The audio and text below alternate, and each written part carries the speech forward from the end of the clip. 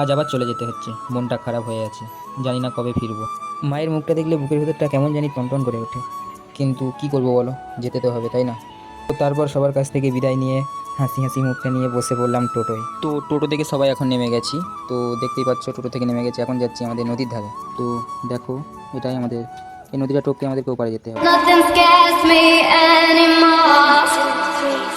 Kiss me hard before you go. Summertime sadness.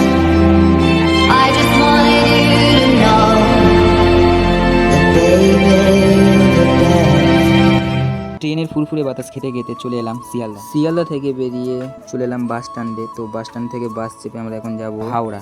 তো দেখতে काल मिला भी आए दिन काल मिला भी आए। তো বাস থেকে আমরা নেমে গেছি, দেখতেই পাচ্ছ। তো আমরা এখন ঢুকবো হাওড়া স্টেশনে। প্রচণ্ড ভিড়, আর ক্যামেরাও ঠিকঠাক করে নিতে পারিনি যেহেতু একটু লজ্জা লাগছে। ও ট্রেন থেকে নেমে দেখলাম প্রচণ্ড ভিড়, তারপরে মনে পড়লো যে জগদ্ধাত্রী পুজোর আজ সপ্তমী। তো যেহেতু এদিকে প্রচুর পপুলার, তো দেখতেই পাচ্ছ কত বড় ঠাকুর। সত্যি কপালটা হয়তো খারাপ, তো ভিতরে এসে বোর্ডের ধারে দেখলাম আমাদের ট্রেনটাও ছিল ক্যান্সেল। তো অনেকক্ষণ অপেক্ষা করার পর আমাদের ট্রেন দিল 1 নম্বর প্ল্যাটফর্মে।